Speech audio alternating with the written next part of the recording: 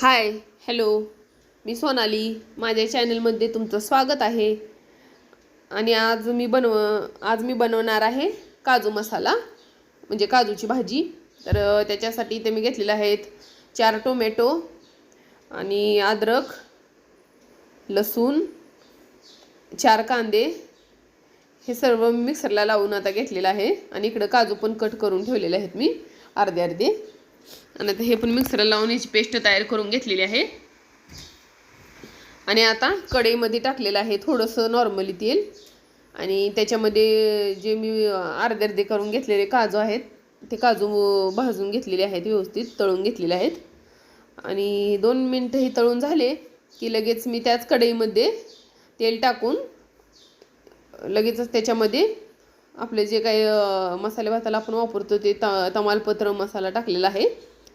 थोडासा नॉर्मल तुमच्या आवडीप्रमाणे तुम्ही टाकू शकता. मी आमच्यात जास्त मसाला आवडत नाही त्यामुळे नॉर्मल टाकला आहे.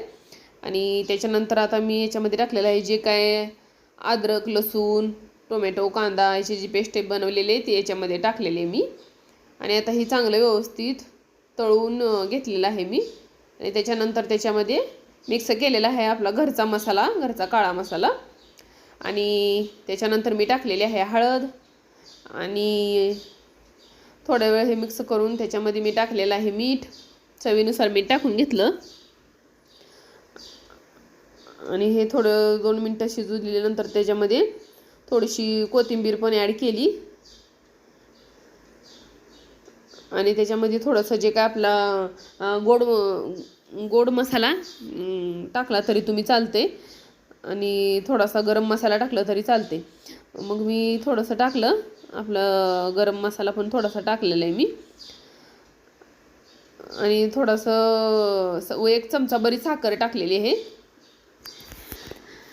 आता सुट्टी असल्यामुळे म्हणलं पोरं आता टिफिनसाठी अशा ग्रेव्ही भाज्या काय देता येत नाहीत, म्हणून मी आपलं असं नॉर्मली भाजी बनवत आहे, त्याच्यासाठी तुमच्यासोबत शेअर केलं. आणि थोडंसं हिंग पण मी टाकलेलं आहे. आणि त्याच्यानंतर जे काय मी काजू तळून घेतले होते ते काजू पण मी याच्यामध्येच मिक्स केले. आणि त्याला चांगले 5-6 मिनटं वाफ दिली. काजू आपले थोडेसे मऊ होस्तोर, जास्त पण शिजवले नाहीत मी. आणि त्याच्यानंतर कोथिंबीर